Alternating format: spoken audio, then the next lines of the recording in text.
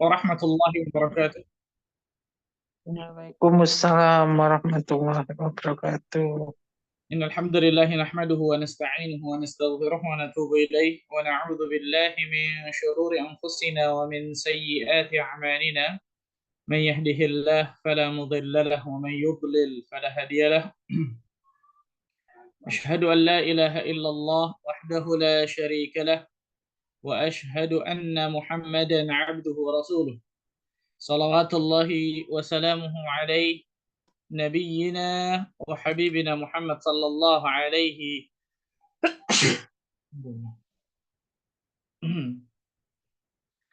صلى الله عليه وعلى آله وصحبه وسلم. قال الله تعالى في كتابه الكريم: يا أيها الذين آمنوا اتقوا الله حق تقاته ولا تموتن إلا وأنتم مسلمون. أما بعد. Ikhwani wa akhwati fid din, rahimani wa rahimakumullah, saudara-saudariku sekalian, Bapak Ibu sekalian, ikhwatal iman, rahimani wa rahimakumullah. Semoga Allah tabaraka wa taala selalu memberikan berbagai macam kenikmatan kepada diri kita sehingga kita dapat beraktivitas di atas muka bumi dengan berbagai macam aktivitas kita di atas muka bumi ini. Dan alhamdulillah kita bersyukur kepada Allah pada pagi hari yang berbahagia ini. Allah tabaraka wa taala masih memberikan berbagai macam nikmatnya kepada diri kita sehingga kita dapat duduk hadir pada kajian rutin kita, kajian online kita yang membahas tentang kitab Al-Bahr Ra'iq fi Zuhdi wa Raqa'iq, kitab tentang tazkiyatun nufus, kitab tentang penyucian jiwa, pembersihan hati, karya dari Syekh Dr. Ahmad Farid hafizahullah taala. Dan kita berada di penghujung dari kitab ini. Insya Allah Ta'ala beberapa bab lagi kita akan menyelesaikan dari kitab ini. Walillahilhamd. Semoga Allah Azza wa Jalla berikan kemudian kita menyelesaikannya, dan semoga Allah berikan ilmu yang bermanfaat kepada kita. Itu yang paling terpenting. Bukan yang paling terpenting menghatamkan kitab, bahkan mungkin berkali-kali, tapi apakah kita bisa memahami dan mengamalkan ilmu-ilmu yang telah kita ketahui. Apakah ilmu yang bermanfaat yang Allah kasih kepada kita atau tidak. Maka semoga Allah Azza wa Jalla selalu berikan kemudahan kita mengamalkan ilmu-ilmu yang telah kita ketahui sehingga ilmu tersebut menjadi ilmu yang bermanfaat. Allahumma amin. Salam dan salam semoga tercurah kepada Rasulullah Karim Nabi kita Muhammad sallallahu alaihi wasallam, Nabi akhir zaman, Nabi yang telah membawa kita dari zaman kejahilian, dari zaman kebodohan, dari zaman keterasingan akan ilmu menuju zaman yang terang benderang akan ilmu syar'i, itu zaman sunnah. Ikhwatul iman, rahimani wa rahimakumullah. Pada kesempatan berbagi ini, insyaallah taala kita akan membahas satu akhlak yang wajib dimiliki bagi setiap muslim dan muslimah, itu at-tawakkul, itu bertawakal. Tawakal, bahasa Arabnya at-tawakkul, bertawakal. Ini satu adab, dan adab ini adab hati, akhlak, salah satu akhlak yang hati yang sangat luar biasa wajibnya dimiliki bagi setiap muslim dan muslimah. Bahkan para ulama membahas tawakkul ini atau tawakal ini ke dalam pembahasan masalah tauhid, masalah akidah. Karena bertawakal tidak boleh kepada selain Allah Azza wa Jalla. Bertawakal tidak boleh kepada selain Allah tabaraka wa taala. Dan ini nanti kita akan sebutkan juga di antara tawakal yang salah, tawakal yang keliru, subhanallah. Ikhwatul iman, rahimani wa rahimakumullah. Yang pertama kita akan bahas tentang apa itu tawakal, pengertian dari tawakal, definisi dari tawakal. Para ulama menyebutkan bahwa at-tawakkul, yang namanya tawakal itu berasal dari kata-kata wakala. Wakala, yang artinya berserah diri atau menyerahkan. Berserah diri atau menyerahkan bisa juga diartikan taraka, meninggalkannya. Jadi kalau disebut rajulun wakalun wa wukalatun, itu yang artinya apa? Orang yang lemah yang mewakilkan urusan kepada orang lain sekaligus bersandar kepadanya. Jadi secara bahasa saya ulang, tawakkul, bertawakal ini artinya adalah berserah diri atau menyerahkan atau meninggalkannya, atau meninggalkannya. Nah, ini secara apa? Secara bahasa. Panjang lebar para ulama menjelaskan secara bahasa ini, subhanallah. Tapi kita cukupkan sampai situ supaya nggak bingung. Secara istilah, secara istilah, tawakal secara istilah, ada banyak para ulama mendefinisikan. Di antaranya, para ulama menyebutkan at-tawakkul fil istilah, bertawakal secara istilah adalah menyandarkan hati. Menyandarkan hati kepada Allah, menyandarkan hati kepada Allah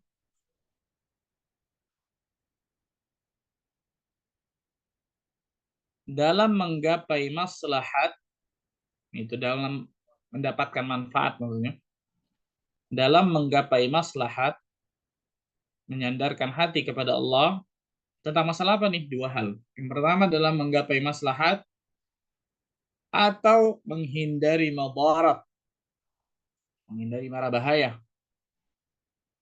Jadi seseorang menyandarkan hati kepada Allah tujuannya dua. Agar mendapatkan maslahat, mendapatkan manfaat tertentu untuk dirinya, atau apa? Menhindarkan madarat, menghindarkan bahaya dari dirinya. Baik duniawi maupun ukhrawi. Baik dalam urusan duniawi maupun ukhrawi.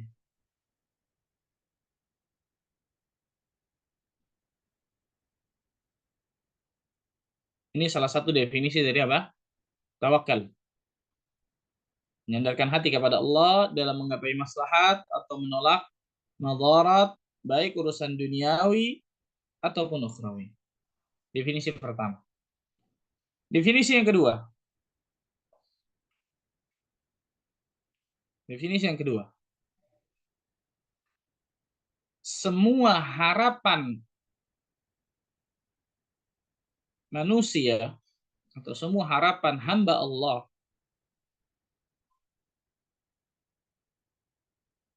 semua harapan manusia, semua harapan hamba Allah benar-benar digantungkan kepadanya semata. Semua keinginan, semua harapan, semua yang ingin dicapai itu benar-benar 100% digantungkan hanya kepadanya. Ini nggak mudah nih. Makanya tawakal nggak boleh kepada selain Allah. Ketika seorang bertawakal kepada selain Allah, dia telah terjatuh ke dalam perbuatan apa? Kesyirikan kepada Allah Azza wa Jalla. Na'udzubillah. Nah, ketika seorang bertawakal kepada sesuatu, berarti dia menyerahkan urusan sesuatu tersebut kepada sesuatu tersebut. Dia bertawakal kepada penunggu gunung yang dianggap ada penunggunya, misal jin, na'udzubillah, padahal malaikat yang menjaga gunung tersebut. Atau bertawakal kepada jin, bertawakal kepada syaitan, bertawakal kepada manusia. Dia sandarkan hatinya kepada makhluk tersebut. Maka pada hakikatnya dia sedang menggantungkan urusan itu kepada makhluk itu. Nah, ini nggak boleh, subhanallah. Hati-hati nih. Subhanallah. Ini sering dan tanpa disadari. Sering dan tanpa disadari terkadang. Nah, ini disebutkan para ulama masalah ini. Jadi semua harapan manusia, semua harapan hamba Allah benar-benar digantungkan hanya kepadanya semata, hanya kepada Allah semata. Ini yang kedua, definisi kedua. Definisi kedua. Definisi yang ketiga. Disebutkan para ulama, definisi ini menarik nih, yang ketiga. Definisi yang ketiga, sukunun bila tirab, wattirabun bila sukun. Tulis dulu, nanti saya jelaskan maksudnya. Sukunun bila tirab. Sebagian ulama mengartikan hakikat tawakal ini nih. Apa itu? Tenang, sukun itu artinya tenang. Tenang bila tirab. Tanpa ada goncangan. Tanpa ada goncangan. Sukunun bila tirab.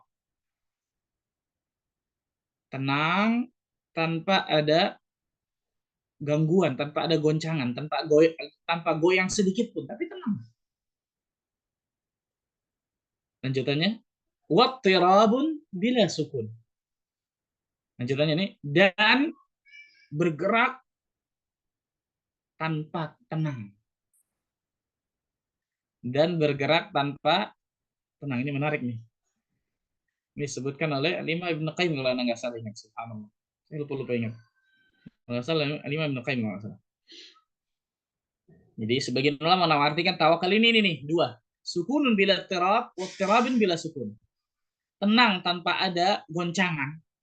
Kemudian wattirabun bila sukun. Yang kedua, bergerak tanpa ada ketenangan. Tanpa tenang. Maksudnya apa? Yang pertama, penggalan pertama, yang dimaksud sukunun bila tirab, itu hatinya. Hati manusia yang bertawakal kepada Allah itu tenang luar biasa. Nggak ada goncangan sama sekali. Maksudnya apa? Nggak ada keraguan sama sekali ketika dia bertawakal kepada Allah. Tenang hatinya. Kenapa? Saya sudah bertawakal kepada Zat yang pasti memberikan yang terbaik untuk saya. Maka dia penuh ketenangan tanpa ada keraguan. Tanpa ada goyang sedikit pun hatinya. Wah, ini istimewa. Nabi SAW ketika ngumpet di Gua Thur, betul ya, 3 hari. Kemudian orang-orang kafir Quraisy mencari, ketemu jejak Nabi, Allah takdirkan di depan mulut Gua Thur. Jejak Nabi dan Abu Bakar terakhir di situ. Kata Abu Bakar apa? Ya Rasulullah Sallallahu Alaihi Wasallam. Kalau seandainya lau nazara ila tahta qadamaihi la absarana. Kalau seandainya mereka melihat ke bawah kakinya, kita pasti ketahuan. Jadi saking dekatnya dengan ketahuan, ini kalau ketahuan subhanallah habis sudah. Gimana ceritanya? Nabi SAW tertangkap, Abu Bakar tertangkap, dibunuh sudah. Perjalanan maut ini hijrah luar biasa betul. Seandainya mereka melihat ke bawah kaki mereka, pasti kita ketahuan. Rasulullah SAW dengan tenang, dia tenang, tawakal nih. Dengan tenang, penuh ketenangan, nggak ada keraguan, nggak bergoyang sedikit pun hatinya, tenang luar biasa. Ini nggak main-main luar biasa nih yang Allah berikan kepada beliau. Dia mengatakan, ya Abu Bakar, ma dhannuka bithnaini Allahu thalithuhuma. Wahai Abu Bakar, bagaimana pendapatmu tentang ada 2 orang, Allah yang ketiganya. Allahu Akbar. Ada 2 orang nih, Allah yang ketiganya. Maksudnya apa? La tahzan, innallaha ma'ana. Jangan kau sedih, jangan kau takut. Allah Azza wa Jalla bersama kita. Nah, ini hati. Jadi yang pertama, penggalan makna yang pertama, sukunun bila tirab, tenang tanpa ada goyangan, tanpa ada goncangan, maksudnya hatinya. Hati manusia yang bertawakal kepada Allah itu harus tenang dengan penuh ketenangan tanpa ada goncangan sedikit pun, tanpa ada keraguan. Karena dia bertawakal benar-benar kepada Zat yang maha kuasa atas segala sesuatu. Allah Rabbul Izzati wal Jalalah. Nah, makna yang penggalan yang kedua, wattirabun bila sukun. Kemudian apa? Bergerak tanpa ada tenang. Maksudnya apa? Badan kita, fisik kita, usaha kita, ikhtiar kita kemana-mana tuh. Nggak boleh orang bertawakal sudah duduk, tiduran, tanpa mengambil sebab. Salah. Nah, kalau bahasa kita tanpa berikhtiar, salah. Yang namanya tawakal tidak menafikan ikhtiar sama sekali, kan gitu. Yang namanya tawakal tidak menafikan ikhtiar. Jadi kalau orang tenang, tiduran, nanti juga datang rezeki ke saya. Tanpa dia keluar misalnya, nanti juga kalau punya anak, tanpa dia nikah, ini kan nggak benar. Betul ya? Penggalan yang kedua yang dimaksud wattirabun bila sukun, dan bergerak tanpa henti, bergerak tanpa ketenangan, maksudnya apa? Usahanya memang sudah maksimal, usahanya, ikhtiarnya, badannya bergerak ke sana kemari luar biasa, mendapatkan yang maksimal. Setelah kemudian apa maksimal, serahkan urusan kepada Allah Azza wa Jalla. Ajib. Ini 2 penggalan disebutkan oleh para ulama. Imam Ibn Qayyim pernah nggak salah ingat subhanallah. Sukunun bila tirab, wattirabun bila sukun. Ajib. Ini tawakal. Maka coba lihat dari kita masing-masing. Berapa banyak kita mengatakan saya sih tawakal aja sama Allah, tapi hati kita nggak sepenuhnya ke Allah. Hati kita masih goyang, goncang. Betul ya? Hati kita masih ragu. Ini bukan tawakal namanya. Atau tadi itu, dia bertawakal kepada Allah tapi tidak mengambil sebab. Salah. Makanya para ulama menyebutkan bertawakal kepada Allah harus memiliki 2 rukun ini. Nah, Bertawakal kepada Allah harus memiliki dua rukun ini. Yang pertama kata para ulama, akhdul asbab. Ini dua rukun tawakal yang wajib hukumnya ada ketika seseorang mau bertawakal kepada Allah. Yang pertama, akhdul asbab. Rukun yang pertama ketika seorang bertawakal, mengambil sebab. Usaha maksudnya. Bahasa kita, bahasa Indonesia ya, ikhtiar. Walaupun bahasa Arab ikhtiar itu salah. Ikhtiar itu milih sebenarnya kalau bahasa Arab. Tapi sudah jadi bahasa Indonesia lah. Ikhtiar itu maksudnya usaha, mengambil sebab. Seorang mau punya anak, ya dia menikah.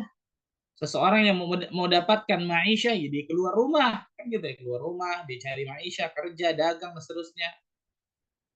Berarti apa? Ada usaha yang dilakukan. Ini yang pertama. Rukun tawakal yang pertama, akhdul asbab, mengambil sebab. Orang mau lulus ujiannya, ya belajar. Kan gitu. Seorang mau sukses dunia akhirat, dengan apa? Dengan ilmu belajar, beramal saleh. Seorang mendapatkan surga ya dengan takwa, beramal saleh, kan gitu. Akhdul asbab, mengambil sebab. Setelah seseorang mengambil sebab dengan semaksimal mungkin, baru kemudian yang kedua, tafwidul amr ilallah, menyerahkan urusannya kepada Allah Azza wa Jalla. Nah, ini yang kedua. Setelah dia mengambil sebab secara maksimal, nggak boleh kemudian dia bertawakal kepada sebab itu. Nggak boleh kemudian hatinya bergantung kepada sebab itu. Enggak. Karena ada rukun tawakal yang kedua. Hatinya harus bergantung hanya kepada Allah Azza wa Jalla. Saya hanya berusaha semaksimal mungkin yang saya bisa. Ini. Saya hanya mengambil sebab semaksimal mungkin yang saya bisa. Setelah itu saya bertawakal kepada Allah, berdoa. Ini. Doa bahkan masuk dalam masalah usaha tersebut tadi. Nah, ini dua nih. Akhdul asbab, mengambil sebab, berikhtiar, berusaha. Kemudian yang kedua adalah apa? Menyerahkan urusannya kepada Allah Tabaraka wa Ta'ala. Ini dua rukun tawakal yang tidak boleh salah satunya hilang. Salah satunya hilang, rusak tawakal. Salah satunya hilang, nggak sempurna tawakal, bahkan rusak tawakal. Nah, ikhwatul iman, rahimani wa rahimakumullah. Di antara sifat orang-orang yang beriman dengan mukmin dan mukminah yang sejati. Allah Tabaraka wa Ta'ala menyebutkan mukmin dan mukminah yang sejati tersebut pasti hatinya benar-benar bertawakal kepada Allah Azza wa Jalla. Allah Azza wa Jalla berfirman dalam surat Al-Anfal, surat ke-8 ayat kedua. Surat ke-8 ayat kedua. Allah Azza wa Jalla berfirman, "Innamal mu'minuna alladhina idza dzukirallah wajilat qulubuhum." وَإِذَا تُلِيَتْ عَلَيْهِمْ آيَاتُهُ زَادَتْهُمْ إِيمَانًا وَعَلَى رَبِّهِمْ يَتَوَكَّلُونَ. Sesungguhnya orang-orang yang beriman, Allah memulai ayat ini dengan kata-kata innama. Saya sering katakan kalau dalam Al-Quran atau dalam hadis ada kata-kata innama, annama, itu uslubul hasr awil ikhtisas. Gaya bahasa Arab untuk mengkhususkan atau menyempitkan sesuatu. Karena itu artinya harus memakai kata-kata sesungguhnya, hanya. Sesungguhnya hanyalah. Allah sebutkan di sini innamal mu'minuna. Sesungguhnya hanya orang-orang yang beriman. Berarti orang yang beriman insya Allah Ta'ala dia punya sifat ini. Berarti yang punya sifat ini hanya orang yang beriman. Allah menyebutkan di sini di antara ciri khas seorang mukmin dan mukminah sejati dalam pandangan Allah. Sesungguhnya hanyalah orang-orang yang beriman. Apa sifat mereka? Apa ciri mereka? Yang pertama, alladzina idza dzukirallah wajilat qulubuhum. Apabila disebut nama Allah, gemetar hatinya. Disebut nama Allah, bergetar hatinya. Wa idza tuliyat alaihim ayatuhu zadatuhum imana. Dan apabila dibacakan ayat-ayatnya kepada mereka, dibacakan ayat-ayat Allah kepada mereka, maka bertambah keimanan mereka. Allahu akbar. Dibacakan Al-Quran kepada mereka atau kita baca Al-Quran, bertambah iman kita. Ujungnya apa? Wa ala rabbihim yatawakkalun. Nah, syahid bahasan kita nih. Dan hanya kepada Rabb mereka bertawakal. Hanya kepada Allah mereka bertawakal. Hanya kepada Allah mereka menggantungkan dirinya, menggantungkan hatinya kepada Rabbul Alamin saja, semata, nggak kepada yang lain.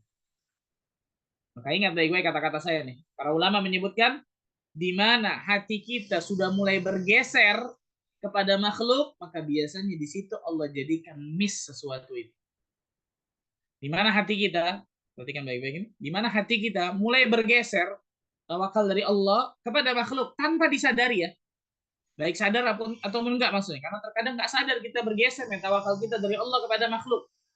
Maka biasanya Allah berikan miss pada sesuatu tersebut. Allah berikan kegagalan pada sesuatu tersebut.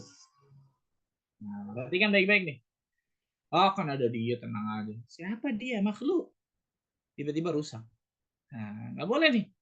Hati-hati manusia Allah tidak inginkan sedikit pun menggantungkan sedikit saja pada manusia. Allah nggak inginkan itu. Nah, ini diantara hikmah. Sab'una alfan min ummati yadkhuluna al-jannah bighairi hisab wala adab. Ada 70.000 orang dari umatku yang akan masuk surga tanpa hisab, tanpa adab. 70.000 orang. Dalam riwayat lain disebutkan setiap 1.000 orang itu bawa 70.000 lagi. Apa sifat mereka? 4. La yastarqun, mereka tidak minta diruqyah.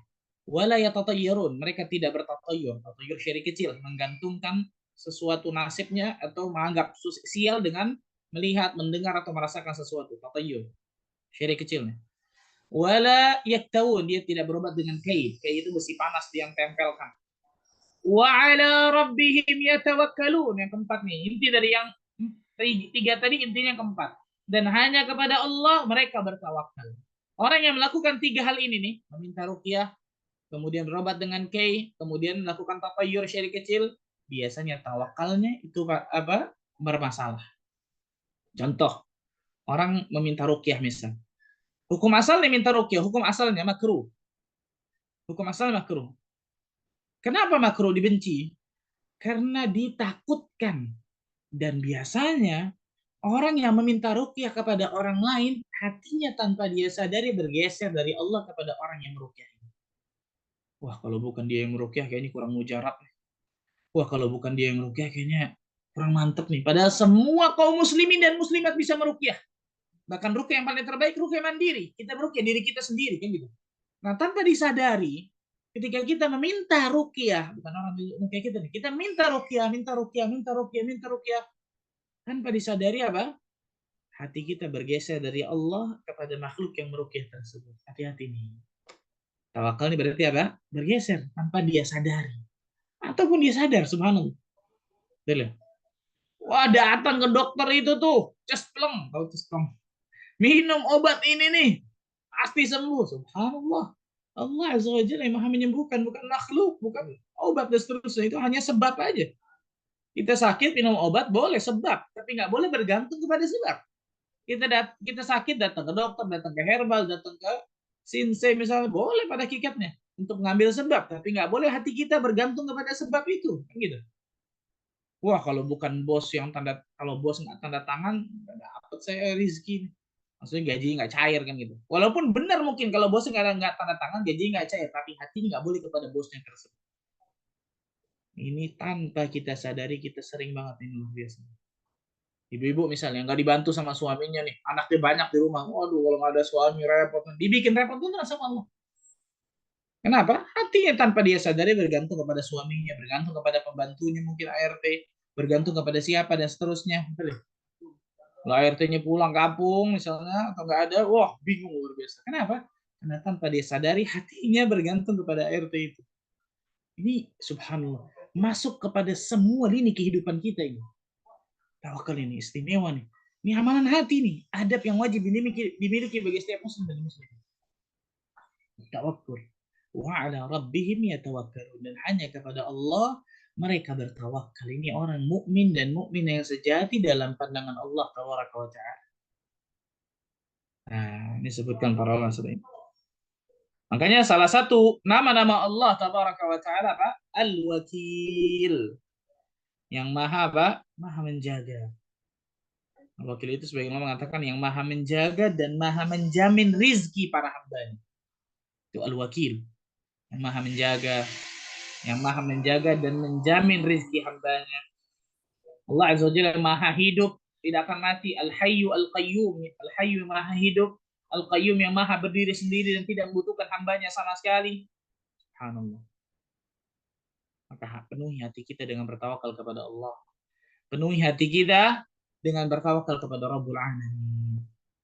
Kalau kita lihat-lihat Nabi Shallallahu Alaihi Wasallam di perang Badar dan perang-perang semua tuh, Nabi, para sahabat, perang Badar, kalau kita pakai logika kalah itu, kalah.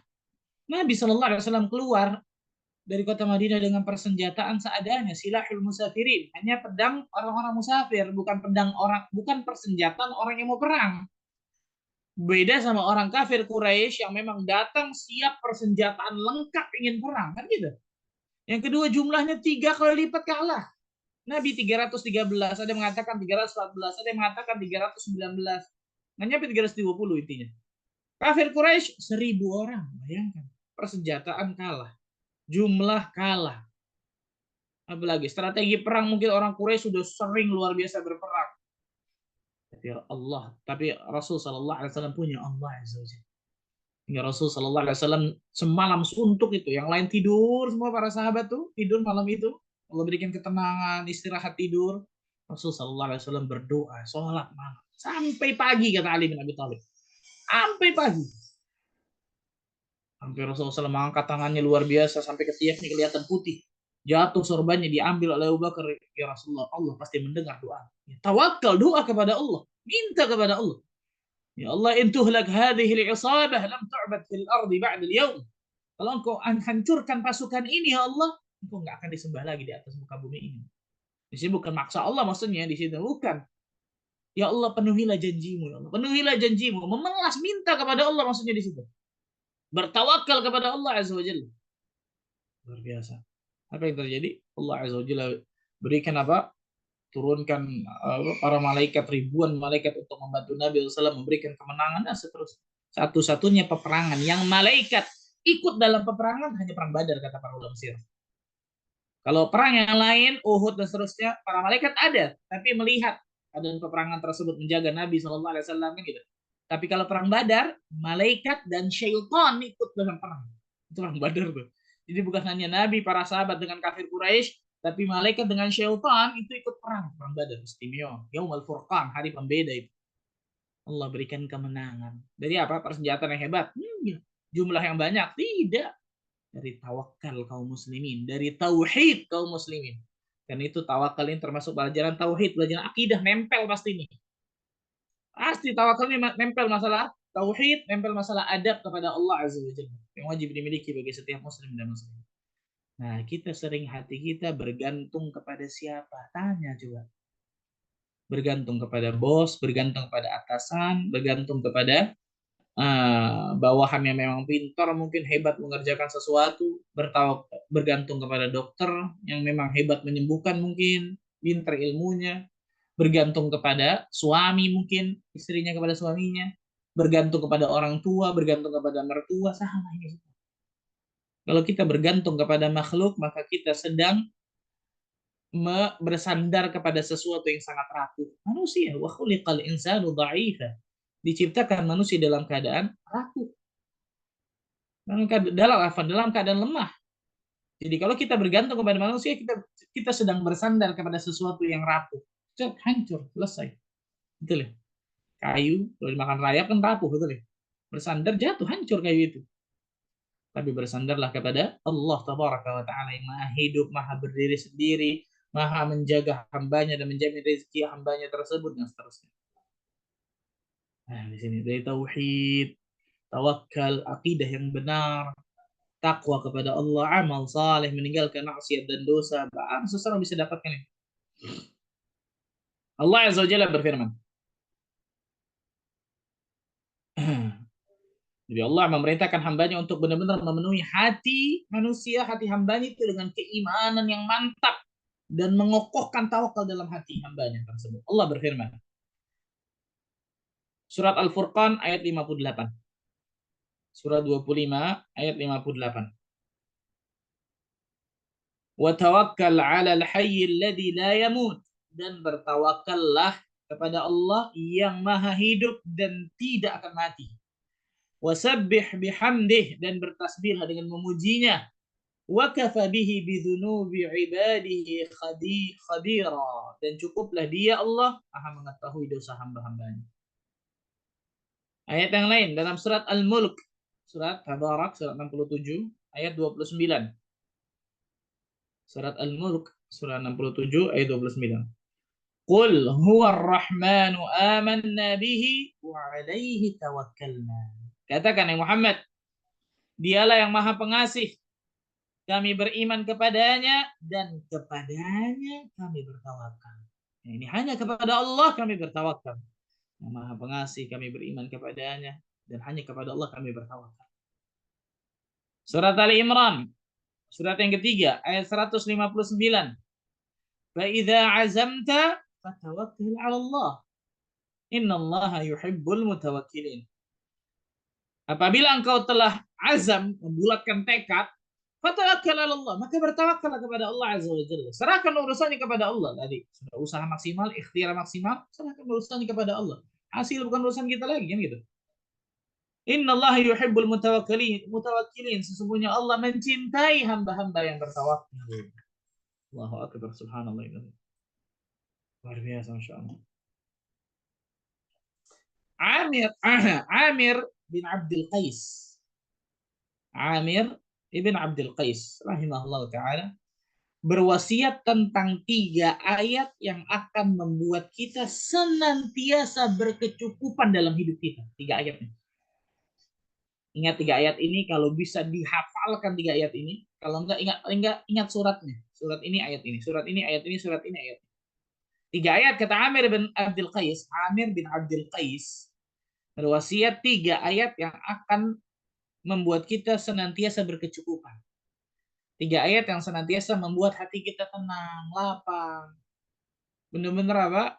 Menyerahkan urusannya kepada Allah. Nggak merasa kurang sama sekali. Nggak merasa butuh dari makhluk, tapi butuh kepada Allah. 3 ayat ini. Dia mengatakan inilah 3 ayat Al-Quran yang jika ia diamalkan, membuat semua kebutuhan itu tercukupi hingga aku tidak bergantung kepada makhluk sama sekali. Ayat apa itu? Yang pertama surat Yunus. Surat 10 ayat 107. Surat ke-10 Yunus ayat 107. Allah Azza wa Jalla berfirman, "Wa iyyamsaskallahu bidurrin fala kashifa lahu illa hu." Dan jika Allah menimpakan satu bencana kepadamu, maka tidak ada yang dapat menghilangkannya kecuali Dia. Hanya Allah Azza wa Jalla yang menghilangkan, mengangkat bencana, mengangkat musibah, mengangkat ujian cobaan makhluk. Hanya Allah, tidak ada yang lain. Kemudian apa? Wa yuridka bi khairin fala radda li fadlih. Dan jika Allah menghendaki kebaikan bagi dirimu, maka tidak ada yang dapat menolak karunia-Nya. Allahu akbar. Allah Azza wa Jalla menginginkan kebaikan kepada kita, tidak ada yang dapat bisa menolaknya. Enggak ada yang dapat bisa menolaknya sama sekali, subhanallah. Yusibu bihi man yasha'u min ibadihi. Dia Allah memberikan kebaikan kepada siapa saja yang Dia kehendaki. Wa huwal ghafurur rahim.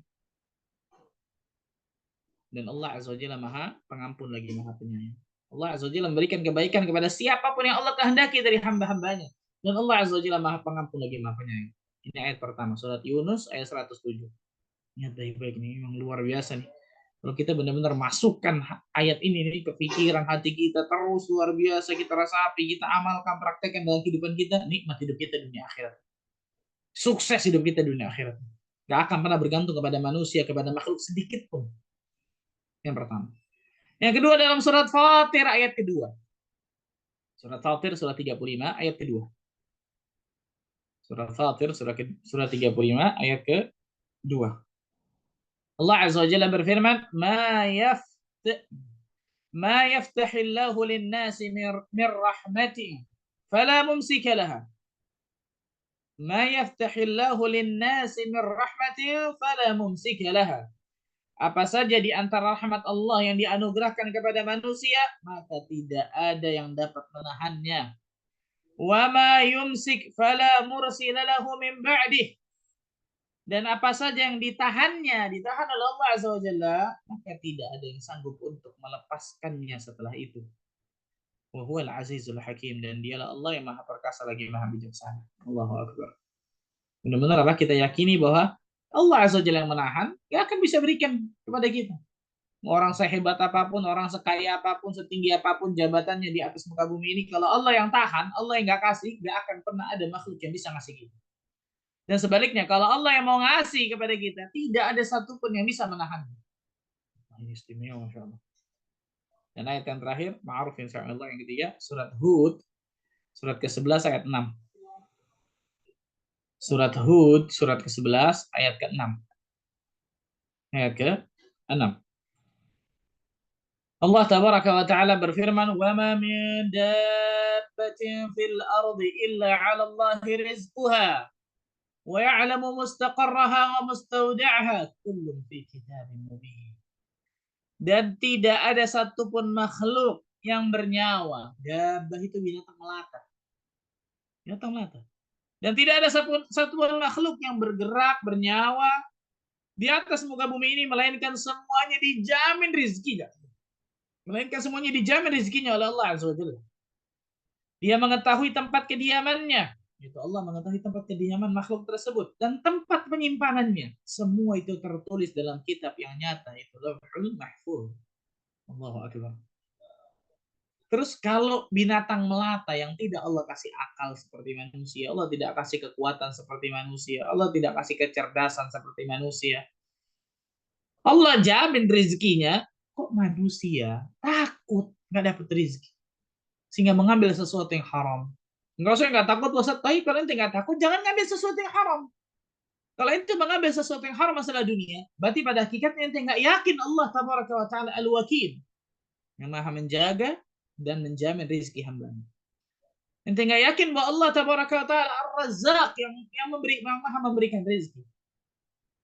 Nah, kalau orang yakin, nggak akan pernah dia mengambil sepeser pun yang haram di atas muka bumi ini. Kalau dia yakin dengan penuh keyakinan, kalau dia bertawakal benar-benar kepada Allah.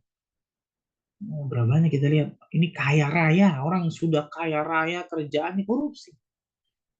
Ya, apa ini subhanallah? Maka ada orang ngomong kan, kalau dia mau jadi pejabat dia harus kaya, kalau enggak korupsi. Siapa yang bilang? Nah, berapa banyak orang yang kaya raya luar biasa tetap korupsinya? Jadi masalah apa? Mentalnya, imannya yang jadi masalah itu. Bukan dia kaya atau dia miskin. Berapa banyak orang yang miskin, imannya luar biasa, mantap kepada Allah, keyakinannya luar biasa. Nggak berani mengambil sesuatu yang haram. Kenapa? Iman yang bicara di situ. Keyakinan yang bicara di situ. Mental yang bicara di situ, mental benar. Bukan mental apa pencuri, naudzubillah. Tapi mental orang yang beriman kepada Allah Tabaraka wa Ta'ala. Ini 3 ayat. Surah Yunus ayat 107, surat Fatir ayat 2, dan surat Hud ayat ke-6. 3 ayat yang disebutkan oleh Amir bin Abdul Qais ketika seseorang benar-benar mengamalkan 3 ayat ini, meyakini dengan penuh keyakinan dan mengamalkan dalam kehidupannya, kebutuhannya tercukupi di atas muka bumi ini. Dan dia akan menjadi orang yang sukses dunia akhirat. 3 ayat. Ajib, luar biasa, Masya Allah, tabarakallah. Karena itu ikhwatul iman, rahimani rahimakumullah, Rasulullah sallallahu alaihi wasallam sering mengajarkan kita untuk bertawakal kepada Allah. Rasul sering mengajarkan kita itu bertawakal kepada Allah Azza wa Jalla. Contoh, Rasul Shallallahu Alaihi Wasallam mengajarkan kepada diri kita banyak sekali doa dan zikir. Betul ya? Dari bangun tidur sampai tidur lagi ada doa dan zikirnya diajarkan Nabi Shallallahu Alaihi Wasallam. Untuk apa ini? Di antara hikmahnya apa? Agar makhluk selalu melibatkan Allah dalam setiap aktivitas kehidupannya. Agar makhluk Allah Tabaraka wa Ta'ala, hamba Allah Azza wa Jalla, itu selalu melibatkan Allah dalam semua aspek kehidupannya, semua lini kehidupannya. Karena kalau dia tidak libatkan Allah dalam kehidupannya, pasti akan ada sesuatu kegagalan, keburukan, miss tadi itu. Contoh, doa keluar rumah. Apa? Bismillahi tawakkaltu ala Allah, la hawla wa la quwwata illa billah. Ya, subhanallah. Bismillahi, dengan menyebut nama Allah. Jadi apa? Isti'anah, meminta pertolongan kepada Allah tuh. Dengan menyebut nama Allah. Maksudnya apa? Dengan memohon pertolongan kepada Allah, isti'anah. Tawakkaltu ala Allah, aku bertawakal kepada Allah. La haula wa la quwwata illa billah. Tidak ada daya dan upaya melainkan dengan izin Allah Azza wa Jalla. Allahu Akbar. Allahu Akbar. Ketika kita menjawab azan, hayya 'alas shalah, hayya 'alal falah, kita ucapkan apa? La haula wala quwata illa billah. Tidak ada daya dan upaya kecuali dengan izin Allah tabaraka wa taala. Kenapa? Karena tidak akan mungkin kita bisa sholat, ibadah nih, amal soleh, dan tidak akan mungkin kita dapat mendapatkan kemenangan tanpa kekuatan Allah Azza wa Jalla. Tanpa bertawakal kepada Allah Azza wa Jalla. Makanya tawakal ini bukan hanya masalah duniawi. Banyak orang salah masalah bertawakal hanya masalah duniawi saja. Tawakal yang kurang kata para ulama. Tapi bertawakal salah satunya masalah apa? Ibadah, beramal soleh, ketaatan kepada Allah. Dia harus bertawakal kepada Allah.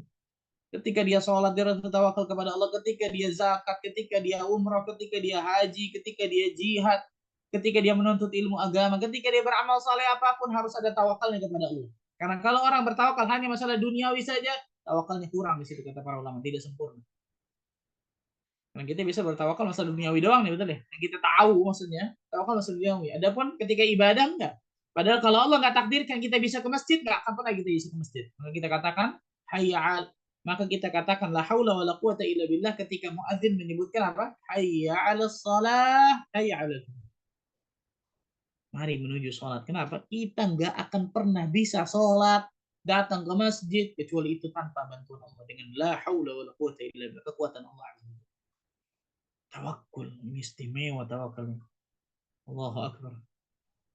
Rasul sallallahu alaihi wasallam juga berdoa kepada Allah keluar rumah dengan bismillahirrahmanirrahim tadi apa? Berlindung dari 8 hal. Allahumma inni a'udzu bika an adilla au udalla au azilla au uzalla au azlima au udlama au ajhala au yujhala alayya. Dalam sebuah hadis yang sahih yang diriwayatkan Imam Abu Daud, Rasulullah SAW seperti itu berdoa nih. Allahumma inni a'udzubika an adilla au udalla. Ya Allah, aku berlindung kepadamu ya Allah dari tersesat dan dari disesatkan. Au azilla au uzalla, dari tergelincir atau digelincirkan. Au azlima au udlama, dari menzalimi orang atau dizalimi. Au ajhala au yujhala alayya, dari berbuat jahil, kebodohan atau dibodohi orang. Berlindung dari 8 hal ketika dia keluar rumah, ya. Tawakal kepada Allah tabaraka wa taala, minta pertolongan kepada Allah tabaraka wa taala. Atau doa yang lain, zikir ketika apa? Mau hendak tidur.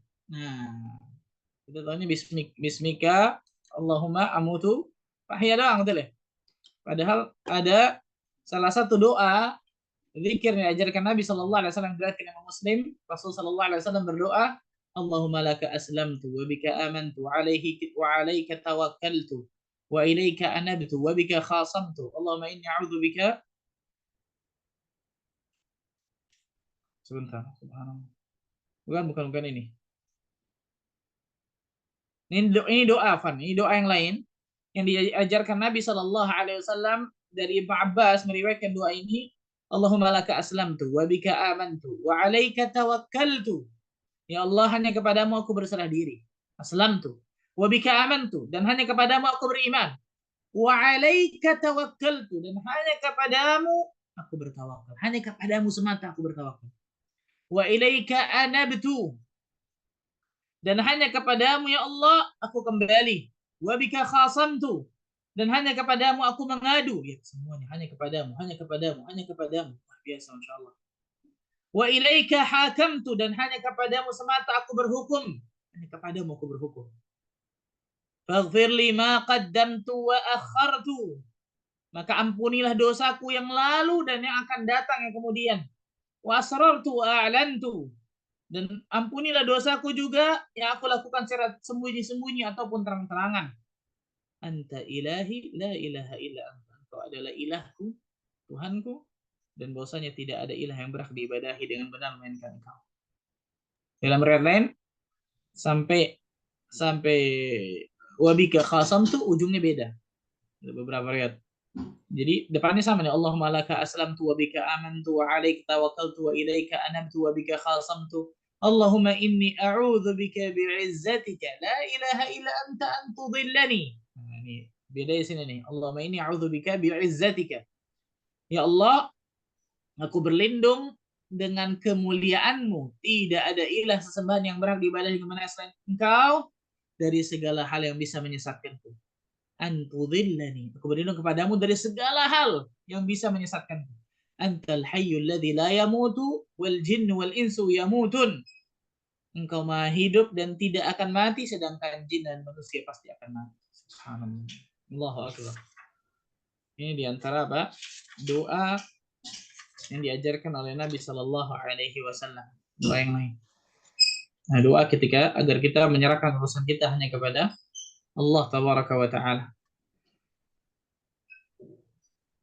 Rasul Shallallahu Alaihi Wasallam menyebutkan tentang orang yang bertawakal kepada Allah itu hatinya seperti hati burung. Hatinya seperti hati apa? Hati burung. Luar biasa, masya Allah. Rasulullah Shallallahu Alaihi Wasallam bersabda, hadis yang sahih dari Imam Muslim, yadkhulul jannah aqwamun afidatuhum mithlu afidatit tayr. Akan masuk surga satu kaum yang hati mereka seperti hati burung. Akan masuk surga suatu kaum nih yang hati mereka seperti hati burung. Apa maksudnya seperti hati burung di sini? Para ulama banyak mendefinisikan atau banyak menjelaskan di sini. Sebagian ulama mengatakan hati mereka itu hati burung, hatinya itu lembut. Hati burung itu hati apa? Hati yang lembut luar biasa. Ini sebagian ulama menyebutkan. Hati yang lemah lembut. Berarti kalau orang hatinya lemah lembut, maka juga insya Allah ta'ala sikapnya juga akan lemah lembut biasanya. Ada pula yang mengartikan yang dimaksud hati burung adalah hati yang penuh dengan rasa takut dan khawatir. Yang kemarin sudah kita bahas nih, khasyatullah, rasa takut kepada Allah. Hati burung maksudnya apa? Hati yang dipenuhi dengan rasa takut dan khawatir. Subhanallah. Ini menurut sebagian ulama yang kedua. Dan ulama yang ketiga menafsirkan hati burung, yang dimaksud dengan menafsirkan bahwa hati burung di sini adalah hati yang penuh dengan rasa tawakal kepada Allah dan bergantung hanya kepada Allah. Ini disebutkan oleh Imam Nawawi dalam kitabnya Al-Minhaj Syarah Sahih Muslim. 3 nih. Ini masuk hati burung bisa dimaknai hati yang lemah lembut. Yang kedua, hati yang penuh rasa takut dan khawatir, khasyatullah, rasa takut kepada Allah. Kemudian yang ketiga, hati yang selalu bertawakal dan bergantung hanya kepada Allah Azza wa Jalla. Tawakal dan bergantung hanya kepada Allah Azza wa Jalla. Nah, ini semakna dengan hadis yang lain yang diriwayatkan Imam Tirmidzi. Rasul sallallahu alaihi wasallam yang diriwayatkan Imam Tirmidzi, Imam Ahmad juga meriwayatkan hadis ini. Rasul sallallahu alaihi wasallam bersabda, "Lau annakum tatawakkaluna 'ala Allahi haqqa tawakkulih, la razaqakum kama yarzuqu at-tayr, taghdu himasa wa taruhu bitana." Seandainya kalian bertawakal kepada Allah dengan sebenar-benar tawakal, haqqa tawakkulih, maka kalian akan diberikan rizki sebagaimana burung diberikan rizki. Bagaimana burung diberikan rizki? Taghdu himasa wa taruhu bitana. Pergi pagi hari dalam keadaan perutnya kosong, pulang sore hari dalam keadaan perutnya terisi penuh, kenyang. Allahu Akbar. Burung, lihat ini. Ini tadi tuh, masuk surga dengan hati burung, betul ya?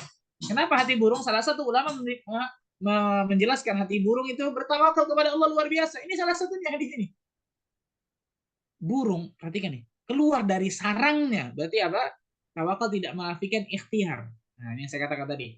Tawakal tidak menafikan usaha. Bertawakal harus ada usahanya, bahkan maksimal usahanya.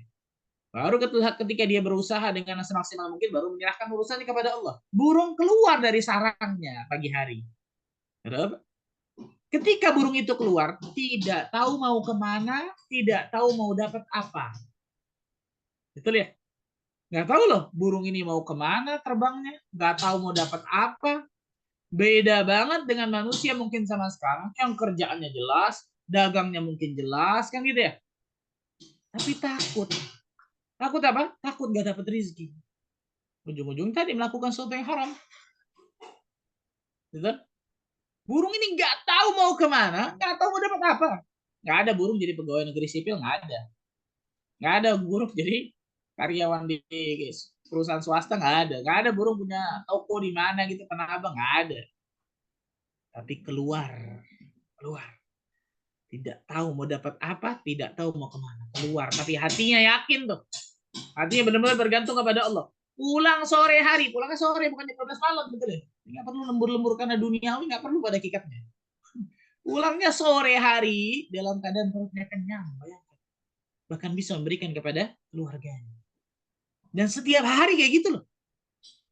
Coba bayangkan kalau kita nih keluar nggak tahu nih kerjaan kita nggak jelas, serabutan kalau bahasa gitu ya. Dagang juga nggak tahu, tapi keluar Bismillahirrahmanirrahim. Saya yakin keluar. Hadisnya Nabi SAW nggak mungkin salah tuh. Kalau hatinya benar-benar bergantung kepada Allah, bertawakal kepada Allah, pulang pasti kenyang. Pulang pasti dapat rezeki. Rasulullah SAW yang katakan, yadkhulul jannah aqwamun afidatuhum mithlu afidatit tayr. Allahu akbar. Akan masuk surga satu kaum yang hati mereka seperti hati burung. Salah satu penjelasan dari hati burung, hati yang bergantung dan bertawakal hanya kepada Allah Azza wa Jalla. Ajib. Luar biasa, Masya Allah. Allahu akbar. Dan kalau kita pikirkan pada hakikatnya, ikhwan, orang nggak akan pernah mungkin mati di atas muka bumi ini kecuali memang rezekinya sudah habis. Betul ya? Rezekinya habis, baru meninggal dia. Perhatikan dalam sebuah hadis yang diriwayatkan Imam Al-Baihaqi dalam Syu'abul Iman. Syekh Al-Albani mensahihkan dalam silsilah hadis as-sahih hadis dari Abu Darda radhiyallahu anhu. Rasul sallallahu alaihi wasallam bersabda, "Lau anna rajulan haraba min rizqihi kaharaba bihi min al-maut la adrakahu rizquhu kama yudrikuhu al-maut." Allahu akbar. Seandainya manusia lari dari rizkinya sebagaimana manusia itu lari dari kematian, maka niscaya rezeki itu tetap pasti akan datang kepadanya sebagaimana kematian pasti akan datang kepadanya. Allahu akbar. Gak ada orang lari dari rezeki, gak ada kayaknya, Ikhwan. Seandainya ada orang lari dari rezeki, lari, rezeki ini akan datang kepadanya sebagaimana al-maut, kematian pun akan datang kepadanya. Ajib. Ada satu cerita luar biasa. Ada orang kejebur sumur. Saya pernah ceritakan nih, lupa subhanallah. Kejebur sumur. Beliau masih hidup. Maka ditolong sama orang, naik luar biasa, ditolong sampai bisa ketolong, alhamdulillah. Ketika naik keluar, dikasih segelas susu, ini minum dulu. Segelas susu minum lah orang ini. Ketika minum, ditaruh, ditanya, kenapa ente bisa kejebur ini, kenapa? Maka dia cerita dengan penuh ekspresinya luar biasa, qadarlah kepleset kejebur lagi. Tapi yang kedua kejebur ini meninggal, mati. Salah satu yang diambil oleh para ulama, lihat, Allah Azza wa Jalla tidak zalim kepada hambanya itu. Allah Azza wa Jalla belum berikan rizki semua kepada hambanya tersebut, sehingga belum Allah wafatkan dirinya. Masih ada satu gelas susu rizkinya di atas. Sehingga ketika kejebur pertama, masih Allah selamatkan, bisa naik, minum segelas susu, rizkinya habis, kejebur lagi meninggal. Allah gak akan zalim kepada hambanya. Tidak akan pernah zalim Allah Azza wa Jalla kepada hambanya. Perhatikan baik-baik. Bertawakal kepada Allah. Tinggal bagaimana sikap kita benar kepada Rabbul Alamin. Sikap kita yang benar kepada agama ini yang benar. Ini yang harus kita lakukan, subhanallah. Dalam hadis yang lain diriwayatkan Imam Tirmidzi, disahihkan Syekh Al-Albani dalam Sahihul Jami' dari Abdullah bin Mas'ud radhiyallahu taala anhu arda. Rasul sallallahu alaihi wasallam bersabda, "Man nazalat bihi faqatun fa anzalaha bin nas lam tasudda faqatuhu." Barang siapa yang ditimpa kefakiran, kemiskinan, kesulitan hidup, lalu mencari jalan keluar kepada manusia. Maksudnya apa? Mengadu-ngadu kepada manusia, meminta-minta kepada manusia, bukan cari jalan keluar kepada Allah, malah kepada manusia. Apa kata Nabi SAW? Lam tasudda faqatuhu. Maka kefakirannya tersebut tidak akan tertutup. Tidak akan hilang. Tidak akan Allah cabut kefakirannya. Wa man nazalat bihi faqatun. Barang siapa yang Allah tabaraka wa ta'ala timpakan kemiskinan, kefakiran, kesulitan hidup kepadanya. Fa'anzalaha billah.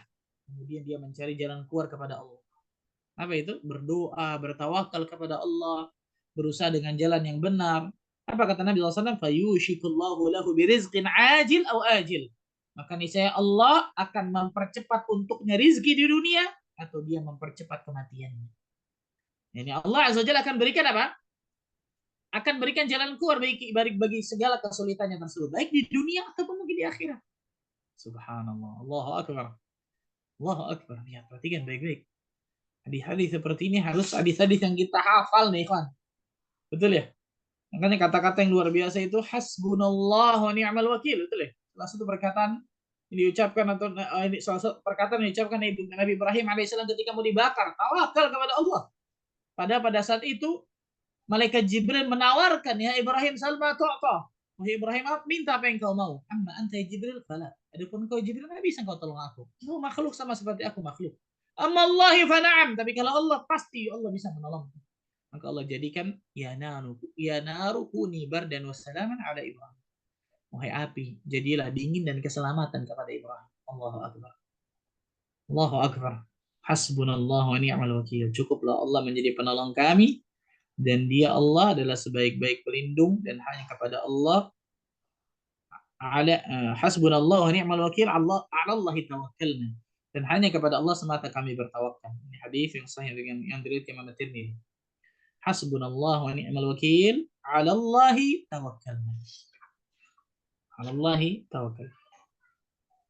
Karena itu ikhwatul iman rahimani rahimakumullah, Nabi SAW sudah menanamkan akidah seperti ini itu dari kecil. Mana dalilnya? Ketika Rasulullah SAW mengajarkan seorang sahabat junior, Abdullah ibn Abbas radhiyallahu anhuma. Pada saat itu umurnya masih belasan, masih kecil, bahkan belum saya belasan, saya lupa. Rasul memanggilnya ya ghulam, kayak anak kecil, panggilan kasih sayang. Masih kecil berarti, belum balik berarti Allah bin Abbas pada saat diajarkannya. Ini lihat bagaimana penanaman akidah Nabi SAW kepada para sahabat yang luar biasa. Ini sahabat juniornya kayak gini nih. Gimana sahabat senior? Betul ya? Ya ghulam, inni u'allimuka kalimat. Wahai anak kecil, aku ingin mengajarkan beberapa ilmu kepadamu, beberapa kalimat kepadamu. Ihfazillaha yahfazka. Jagalah Allah, maka Allah akan menjagamu. Ihfazillaha tajidhu tujahak. Jagalah Allah, maka engkau akan dapatkan Allah berada di hadapanmu. Idza sa'alta fas'alillah. Apabila engkau meminta, mintalah kepada Allah. Wa idza sta'anta fasta'in billah. Apabila engkau minta tolong, minta tolonglah kepada Allah. Ini akidah semua nih, tauhid semua, betul ya? Wa'alam, ketahuilah, annal ummah law ijtama'at 'ala an yanfa'uka bi syai' lam yanfa'uka illa bi syai'. Ketahuilah, seandainya seluruh manusia, seluruh umat bersatu untuk memberikan satu manfaat kepadamu, mereka ingin berikan satu manfaat kepadamu, niscaya mereka tidak akan dapat mewujudkan itu melainkan memang ditakdirkan Allah atasmu. Allahu Akbar. Dan sebaliknya, qad katabahu Allahu lak, segala sesuatu telah ditakdirkan untukmu. Sebaliknya, wa in ijtama'u 'ala an yanfa'uka bi syai' lam yadurruka illa bi syai'in qad katabahu Allahu 'alaik. Dan apabila seluruh manusia bersatu, seluruh manusia bersatu, bahkan seluruh umat bersatu untuk mencelakakanmu, untuk memberikan kemadaratan, makar, keburukan kepadamu, mereka tidak akan pernah bisa memberikan keburukan kepadamu kecuali yang memang Allah takdirkan untuk. Allahu Akbar. Rufi'atil aqlam wa jaffatis suhuf. Pena kolam telah diangkat dan lembaran telah kering. Allahu Akbar.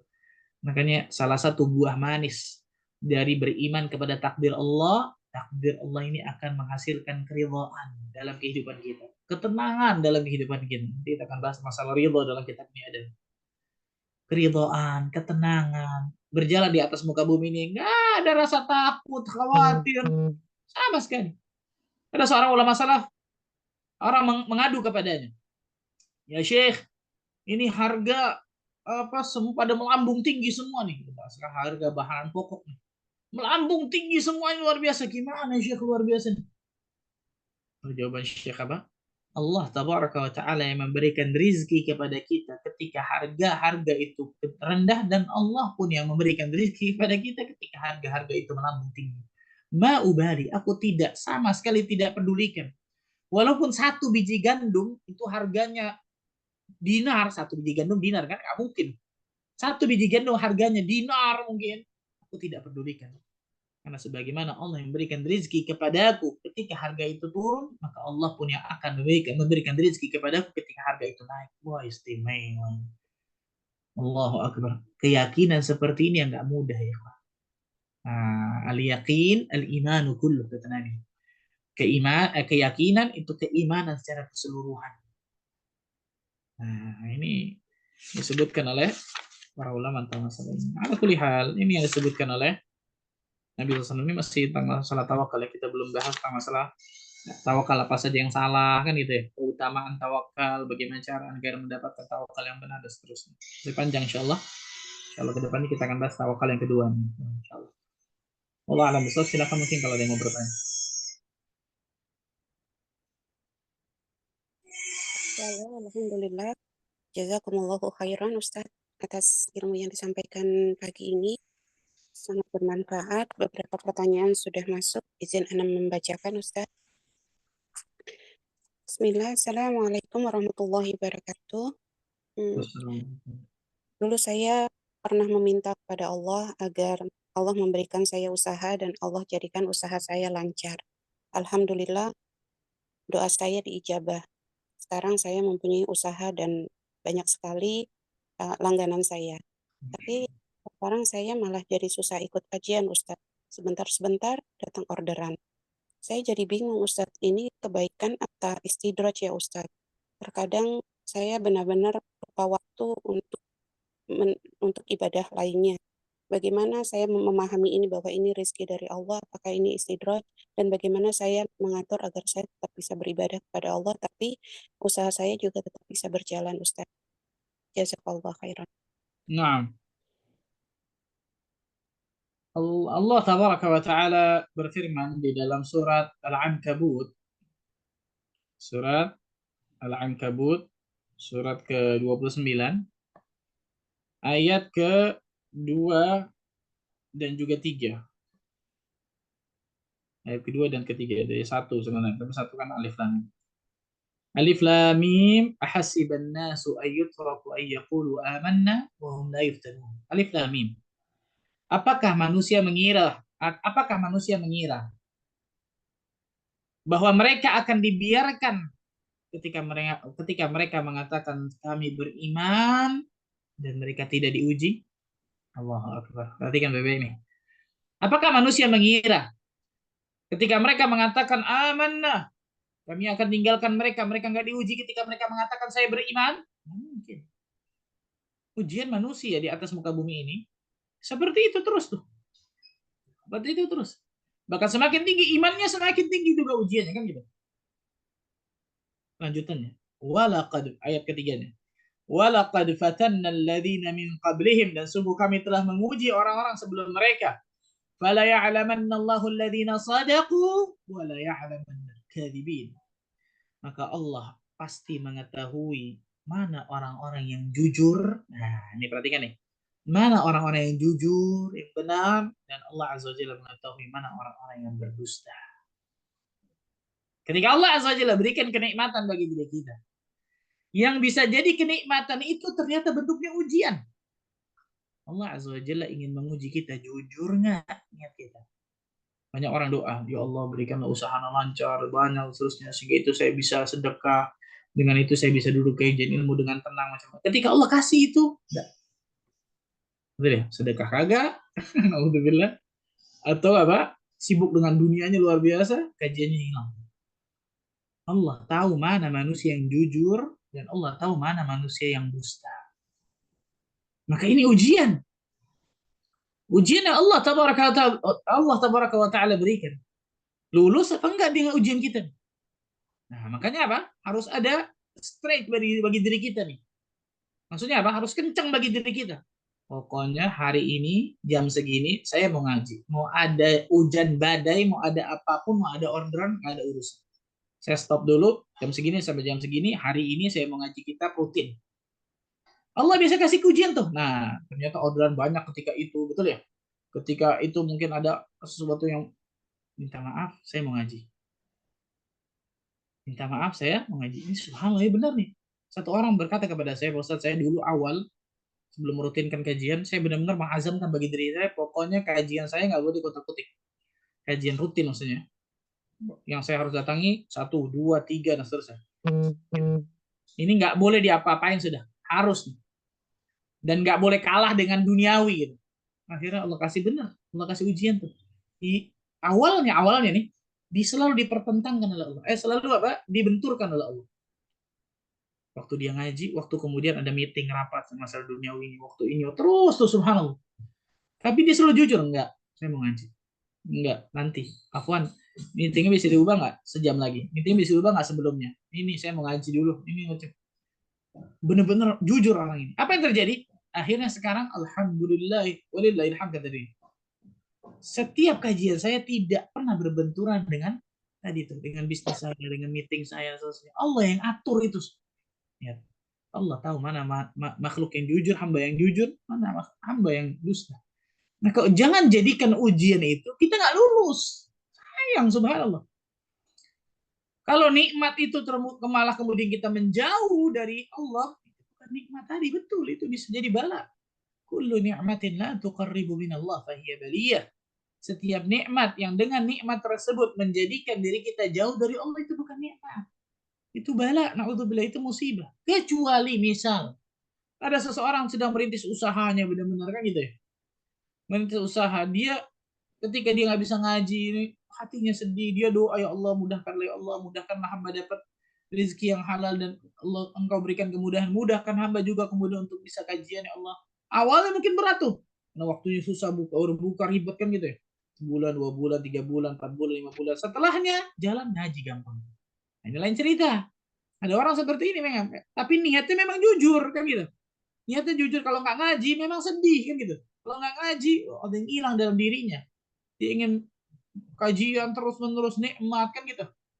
Allah ingin tahu mana dari sampai mana tuh kejujuran kita. Ketika Allah uji lulus atau tidak kita. Jangan sampai ketika Allah berikan ujian ternyata kita tidak termasuk orang-orang yang lulus dalam ujian tersebut. Minta pertolongan kepada Allah Azza wa Jalla. Doa kepada Allah, bertawakal kepada Allah. Ya Allah, mudahkanlah hamba dapatkan rezeki, dan yang paling terpenting mudahkan hamba juga agar bisa kajian dan mengamalkan ilmu tersebut. Jangan kau benturkan, ya Allah. Doa kepada Allah. Minta kepada Allah. Allah Azza wa Jalla akan berikan kemudahan insyaallah. Dan Allah akan lihat niat kejujuran kita. In tasduqillah yasduqka. Jika engkau jujur kepada Allah, Allah pun akan jujur kepadamu. Itu Allah akan berikan apapun yang kau inginkan, cita-cita. Wallahu a'lam bishawab. Nah, ini yang saya tadi sebutkan. Doa sebelum tidur ya, tadi lupa saya. Itu. Salah satu doa sebelum tidur. Ada banyak zikir-zikir dan doa sebelum tidur. Rasul sallallahu alaihi wasallam mengajarkan kepada kita, ini Bukhari Muslim. Allahumma aslamtu nafsi ilaik. Ya Allah, aku menyerahkan sebelum tidur. Aslamtu nafsi ilaik. Aku menyerahkan diriku kepadamu. Wa fawwadtu amri ilaik. Dan aku menyerahkan urusanku kepadamu. Wa wajjahtu wajhi ilaik. Dan aku menghadapkan wajahku kepadamu. Wa alja'tu dhahri ilaik. Dan aku menyandarkan punggungku kepadamu. Raghbatan wa rahbatan ilaik. Karena senang mendapatkan rahmatmu dan karena takut dari siksamu, ya Allah. La malja'a wa la manja'a minka illa ilaik. Tidak ada tempat perlindungan dan penyelamatan dari ancamanmu kecuali kepadamu, ya Allah. Subhanallah. Amantu bi kitabika alladhi anzalta. Aku beriman pada kitab yang telah engkau turunkan. Wa bi nabiyyika alladhi arsalta. Dan aku beriman kepada nabimu yang telah engkau utus. Allahu akbar. Karena Nabi sallallahu alaihi wasallam apabila orang ini meninggal dunia ketika waktu tidur, maka dia meninggal di atas fitrah. Itu meninggal di atas Islam. Mendapatkan husnul khatimah, luar biasa, Masya Allah. Ini doa ketika mau tidur diajarkan Nabi, salah satunya apa? Aku menyerahkan diriku kepadamu, menyerahkan urusanku kepadamu, menghadapkan wajahku kepadamu, menyandarkan punggungku kepadamu. Luar biasa nih. Ini mau tidur nih, bayangkan. Dari bangun tidur sampai tidur lagi, kita diarahkan hati kita selalu bergantung kepada Rabbul Alamin, tidak pernah kepada makhluk. Dan inilah yang saya lupa dikatakan, dan inilah yang menjadi keutamaan orang-orang yang berilmu, ulama. Hatinya nggak pernah sama sekali bergantung kepada makhluk sedikit pun. Nggak pernah. Nggak ada ulama kemudian apa? Bersandar kepada penguasa, misalnya bersandar kepada orang yang kaya. Nggak ada, cari coba. Mereka punya izzah, mereka punya kemuliaan, kekuatan luar biasa.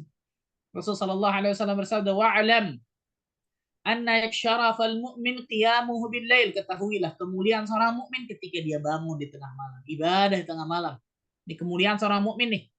Karena hubungan dengan Allah, hatinya bergantung kepada Allah ketika malam tuh. Doa kan gitu ya. Kemudian apa? wa izzuhu istighnahu 'anil nas, dan keperkasaan kekuatan seorang mukmin ketika nggak butuh sama manusia dalam hidupnya.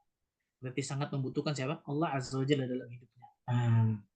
Ini ciri khas ulama nih. Ciri khas orang yang berilmu tidak pernah hatinya sedikit pun bergantung kepada makhluk, siapapun makhluk itu. Nggak pernah sama. Ini ulama, ini alim. Ini orang yang berilmu. Bukan kemudian apa? Bergantung pada orang yang kaya, bergantung pada orang yang punya jabatan. Nggak ada, salah. Dimana ketika hati kita bergantung kepada makhluk, siapapun itu, maka biasanya Allah jadikan kegagalan, keburukan, miss di situ. A'udzubillah min dzalik. Allah a'lam bishawab. Masya Allah, betul-betul tawakal ya Allah ya. Subhanallah. Ustaz, pertanyaan berikutnya. Ustadz, Anda pernah menyampaikan kepada suami, karena suami Anda itu berangkat gelap, pulang gelap. Jadi, anak bangun, suami sudah tidak ada, anak sudah tidur, suami belum pulang.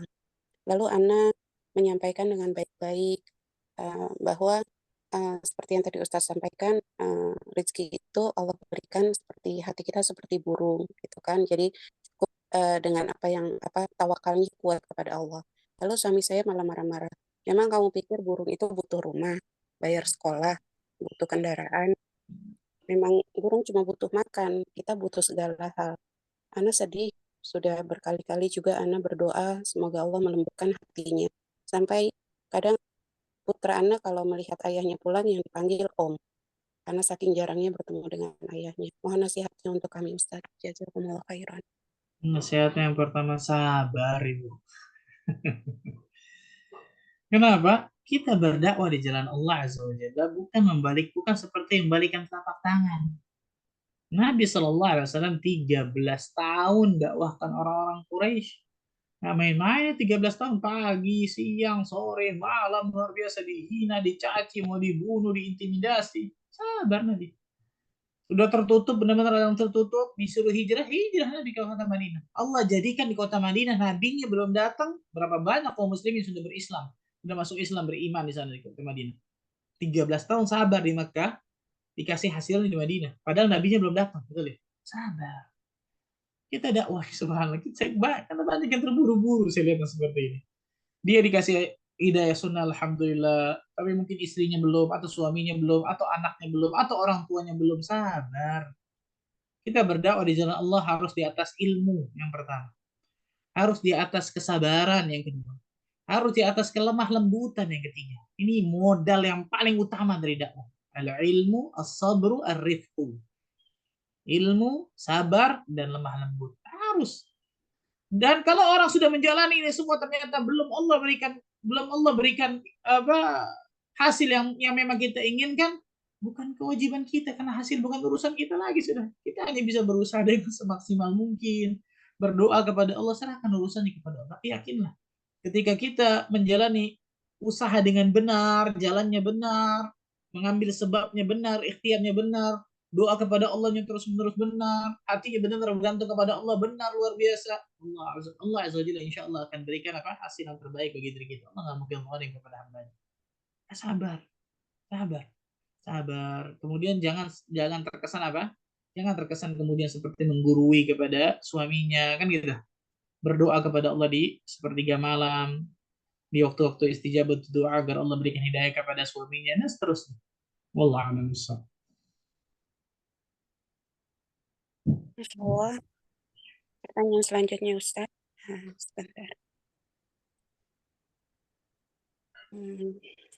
Assalamualaikum warahmatullahi wabarakatuh Ustaz. Izin bertanya, beriman harus tawakal pada Allah. Apabila dibacakan Al-Quran, bergetar hatinya. Contoh, saya pernah berobat pakai cincin dan minum air yang dibaca Al-Fatihah. Saya merasa bergantung pada manusia kalau saya tidak diobati dokter atau tidak sembuh. Tapi saya sudah ikhtiar kemana-mana tidak sembuh. Sembuhnya dengan dipijat sama saudara sepupu, dan saya bingung apabila orang sudah tidak ada dengan orang lain, tidak nyaman, padahal ada Allah. Bagaimana solusinya kalau menemukan seperti ini? Intinya ketika seseorang sakit, dia boleh berobat. Berobat itu bukan wajib. Sebagian ulama mengatakan mubah, sebagian ulama mengatakan sunnah, seterusnya. Tapi tidak wajib dia berobat. Tadawaw wala tadawaw bil haram. Berobatlah, tapi jangan berobat dari sesuatu yang haram. Nah, ketika seorang sakit, dia boleh berobat, tapi berobat jangan sesuatu yang diharamkan dalam syariat. Ketika dia mau berobat, dilihat nih antara dua, kata para ulama. Ketika dia mengambil sebab ya, berikhtiar berusaha antara dua. Yang pertama, yang memang disyariatkan dalam syariat Allah dan Rasulnya. Ada dalilnya maksudnya.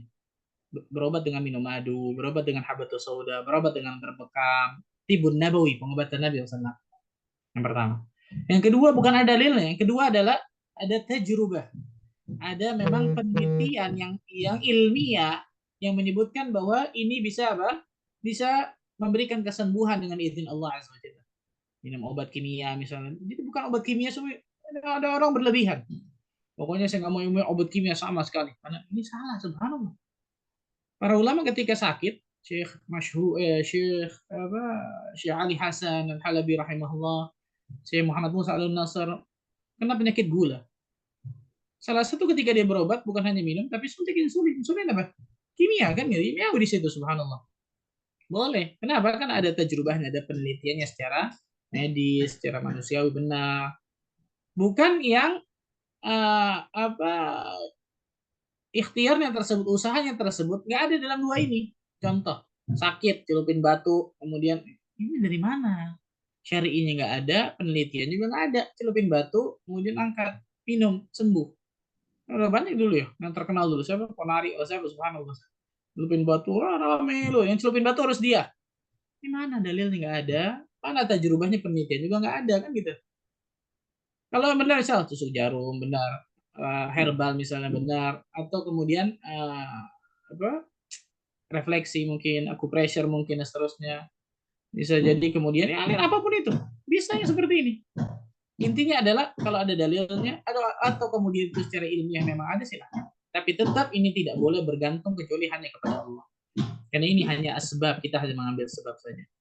Kemudian yang paling terpenting adalah yang paling terpenting ketika kita sakit bukan sembuh, tapi berobat dengan benar, berobat dengan yang diridhai oleh Allah. Kalau yang penting sembuh, akhirnya semuanya dijalani, halal wa haram.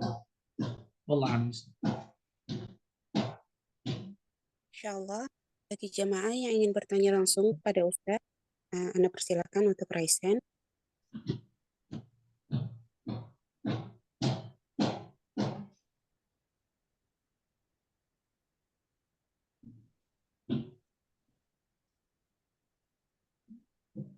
Oke, baik. Belum ada Ustaz, Anda lanjutkan pertanyaan berikutnya.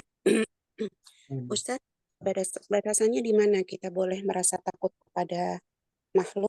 Contohnya, saya pernah dipaksa oleh atasan saya untuk menandatangani satu dokumen, di mana dokumen tersebut dokumen rahasia. Kalau saya tidak mau menandatanganinya, maka keluarga saya akan dibunuh. Dan dalam hal ini, apa yang harus saya lakukan, Ustaz? Saya sudah berusaha untuk menolak, tapi salah satu contohnya, anak saya pernah diserempet. Dan saya merasa anak saya pernah diserempet, Ustaz. Pernah diserempet saat pulang sekolah, dan lalu Ana mendapat ancaman bahwa itu peringatan pertama. Kalau saya tetap tidak mau menandatanganinya, maka akan terjadi lagi hal-hal buruk kepada keluarga saya. Bagaimana saya menerapkan bahwa saya tidak takut kepada makhluk, tapi saya terancam, Ustaz? Di mana batasan mana yang boleh saya lakukan? Terima kasih, Ustaz. Jazakumullah khairan. Di masa rasa takut, di mana sudah kita bahas masa rasa takut, di antaranya ada 4 ya, disebutkan. Ada khauf tabi'i, khauf yang tabiat dasar manusia. Ketika memang naluri dasar manusia takut kepada sesuatu, takut kepada ular, takut kepada binatang buas, takut kepada api yang berkobar, takut kepada musuh yang kuat, hebat, ini deh. Itu manusiawi. Tabiat gitu, selama nggak berlebihan. Yang kedua ada khauful ma'siyah, rasa takut yang mengandung kemaksiatan kepada Allah, dosa. Rasa takut yang dia lakukan rasa takut yang menjadikan dirinya melanggar larangan-larangan Allah Azza wa Jalla.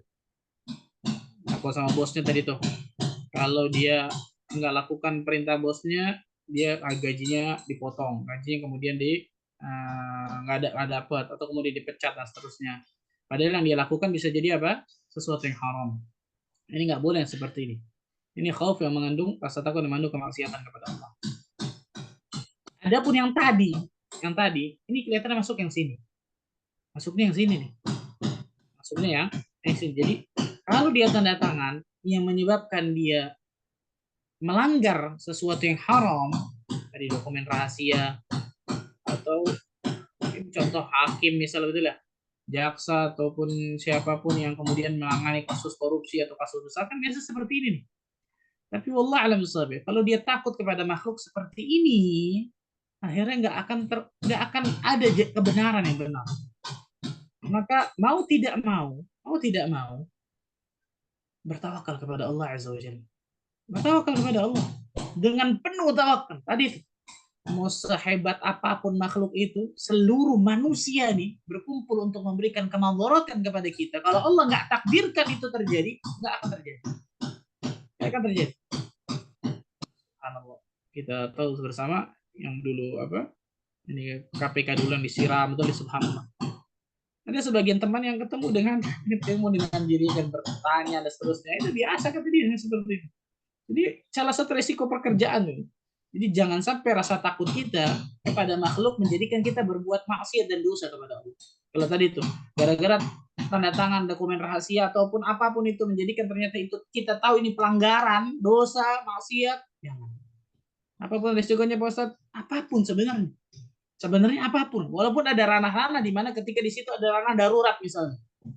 Ranah darurat dibolehkan, ad-darurat tutubihul mahdhurat. Darurat itu membolehkan sesuatu yang memang hukum asalnya nggak boleh. Tapi Allah alam bisawab, kalau antum kemudian bisa kuat di situ, bisa fight di situ, itu ahsan kelihatannya. Itu ahsan. Imam Ahmad bin Hanbal rahimahullah taala disuruh oleh penguasa pada zamannya mengatakan Al-Quran itu makhluk, meyakini. Nggak mau Imam Ahmad. Nggak mau. Al-Quran kalam Allah. Apa konsekuensinya? Dimasukkan ke penjara, disiksa luar biasa, masya Allah 3 khalifah. Sampai Allah takdirkan khalifah yang keempat Abu Mutawakkil dikeluarkan, suruh debat dengan musuhnya Ahmad bin Abi Du'ad, kemudian dibebaskan Imam Ahmad. Ini nggak main-main, luar biasa ya. Ingin menegakkan al-haq, kebenaran, memang seperti itu. Orang-orang yang buruk di luar sana itu pasti tidak akan pernah rela, nggak akan pernah ridha dengan orang-orang yang baik. Dakwah misalnya. Ustaz Al-Fadhil, Ustaz Yazid bin Abdul Qadir Jawas dulu, luar biasa, Allahu Akbar, diserang rumahnya, dihancurkan oleh preman-preman. Itu dakwah. Itu menyampaikan al-haq, kebenaran. Apa kemudian setelah itu dakwah berhenti? Enggak. Kan gitu. Jadi setiap pekerjaan, setiap apapun itu pasti ada risikonya masing-masing. Kalau kita mau fight di situ, ada afdal. Itu yang paling utama. Itu yang paling terbaik, luar biasa. Yang paling terpenting hati kita bertawakal kepada Allah. Minta kepada Allah Azza wa Jalla agar Allah tabaraka wa ta'ala berikan perlindungan dan seterusnya, itu paling terbaik. Tapi kalau apakah kemudian boleh, apakah masuk ranah darurat? Nah, di sini harus tanya kepada misal tadi itu, apakah ini termasuk ranah darurat? Ini dan seterusnya. Ini harus tanya kepada orang yang lebih berilmu tentang masalah ini. Misalnya kepada mungkin Ustaz Arifin dan seterusnya masalah ini. Tapi kalau secara umum yang lebih afdal, lebih utama, jelas fight masalah ini. Enggak. Kalau saya tanda tangan sama saya berdosa di situ, nggak mau. Nggak mau. Lebih baik kemudian saya lebih baik saya takut kepada Allah daripada saya takut kepada makhluk. Takut kepada makhluk akhirnya menjadikan saya berbuat dosa maksiat kepada Allah, nggak mau. Wah, ini istimewa, masya Allah. Ini utama, masya Allah, seperti itu. Allah alam bisawab, ini mungkin yang saya bisa sampaikan. Semoga Allah tabaraka wa ta'ala berkahi pertemuan kita. Semoga Allah tabaraka wa ta'ala berikan selalu hidayah taufik untuk meniti siratal mustaqim sampai nantinya Allah wafatkan diri kita semua dalam keadaan husnul khatimah. Subhanakallah bihamdika, asyhadu an la ilaha illa anta, astaghfiruka wa atubu ilaik. Wassalamualaikum warahmatullahi wabarakatuh. Waalaikumsalam warahmatullahi wabarakatuh. Jazakumullahu khairan Ustaz Ahmad Bazir atas kajian hari ini. Masya Allah, semoga Allah mampukan Ustaz dan kami semua untuk bisa mendapatkan ilmu yang bermanfaat dan bisa mengamalkan ilmu yang sudah kami dapat. Untuk jemaah yang sudah hadir kalian sejak pagi hari hingga siang hari ini, kami dari pengurus Majelis Taklim Tazkiyatun Nafs mengucapkan jazakumullahu khairan, barakallahu fikum. Semoga Allah mudahkan kita untuk hadir lagi di kajian-kajian rutin yang setiap 2 pekan sekali kami adakan. Dan semoga bisa bagi jemaah yang mungkin tertinggal kajian hari ini bisa mengunjungi channel YouTube kami, yaitu Majelis Taklim Tazkiyatun Nafs, bisa murojaah kembali materi-materi yang sudah kami share di sana. Dan kepada jamaah, mohon maaf bila saya dalam memandu kajian pagi ini ada kekurangan. Semoga Allah mudahkan kita untuk kajian-kajian berikutnya. Barakallahu fikum, jazakumullahu khairan Ustaz. Barakallahu fikum. Subhanakallahumma wa bihamdika asyhadu an la ilaha illa anta astaghfiruka wa atubu ilaik. Assalamualaikum warahmatullahi wabarakatuh Ustaz. Waalaikumsalam warahmatullahi wabarakatuh. Saya izin lah Bu ya. Silakan Ustaz. Assalamualaikum. Waalaikumsalam warahmatullahi wabarakatuh. Jazakillah khairan, Dek Cut. Oh, jazakillah khairan, baik. Uni, Masya Allah. Uni Alhamdulillah. Apa kabar, Dek Cut? Alhamdulillah baik. Uni masih Jakarta, udah balik Swedia? Udah balik ke Swedia, makanya tadi masuknya telat. Iya, Masya Allah. Nggak bisa ketemu lain waktu ya, Uni. Insya Allah. Barakallahu fikum. Jamaah semua, jazakumullahu khairan. Udah hadir di kajian kami. Semoga bisa hadir 2 minggu ke depan. Amin ya rabbal alamin. Fi amanillah, Dek Cut. Assalamualaikum warahmatullahi wabarakatuh. Assalamualaikum Uni. Waalaikumsalam warahmatullahi wabarakatuh.